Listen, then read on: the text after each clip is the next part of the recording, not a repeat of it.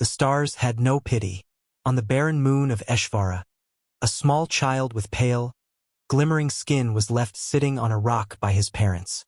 His legs were twisted, malformed by the standards of his species. To them, he was a burden, a blemish in a society obsessed with perfection. Without ceremony, they turned their backs and vanished into the cold night. The child did not cry.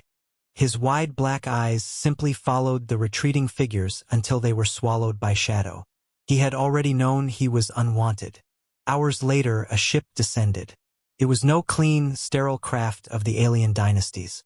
Instead, it was painted in bold, human style, faded pin-up art along the hull, and the name La Vendetta scrawled in thick red letters. From its ramp emerged a man in a long coat, cigarette glowing between his fingers. His gait was slow, deliberate, like a predator with all the time in the world.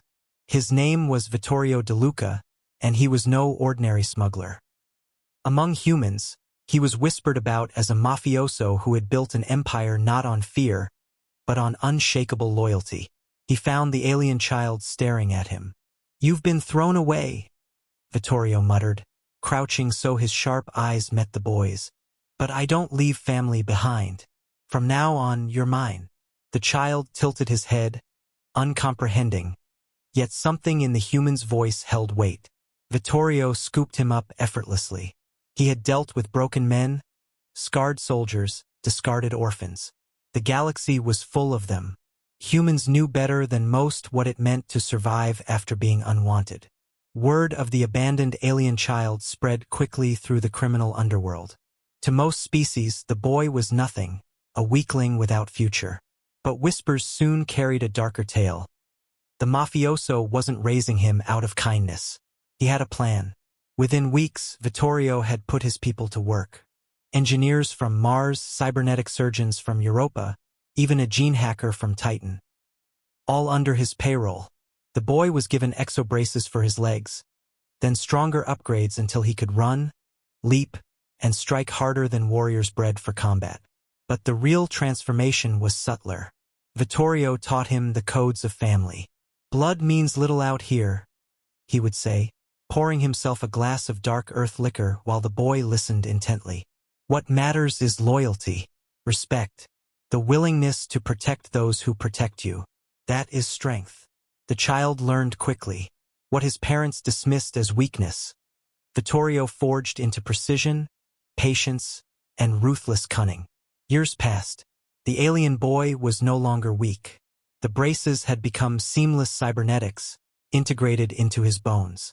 His once timid eyes now held the same cold fire as his adoptive father's. And with Vittorio's guidance, he mastered both blade and firearm, hand and mind. One night, Vittorio stood with him on the balcony of La Vendetta as it orbited a stolen station. "You were abandoned," the mafioso said softly, "but you were never useless. They threw you away, and that's their mistake. One day they'll learn." The boy, now a young warrior, nodded silently. That day came sooner than expected. The child's biological parents returned to Eshvara with their noble kin, flaunting wealth and arrogance. They had forgotten the child they left. But they had not forgotten humanity's growing influence, and they despised it. When they heard rumors that their discarded son now lived among humans, trained by one of their most infamous leaders, they laughed. "He could never be more than a crippled mistake," they sneered before the council. They were wrong. The council chamber trembled when the doors burst open. The young warrior stepped in, flanked by human enforcers in sharp suits, each armed with plasma rifles hidden beneath coats. At his side, Vittorio walked calmly, hands in his pockets, as though this was already settled business. The alien nobles froze when they saw their son. Taller, stronger, every step radiating confidence. "You left me," the warrior said, his voice like steel, "but I was never yours to begin with. I belong to family now." At his signal, the human enforcers snapped their weapons into readiness. The message was clear.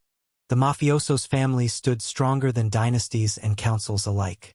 The nobles tried to retreat, but the galaxy had already shifted.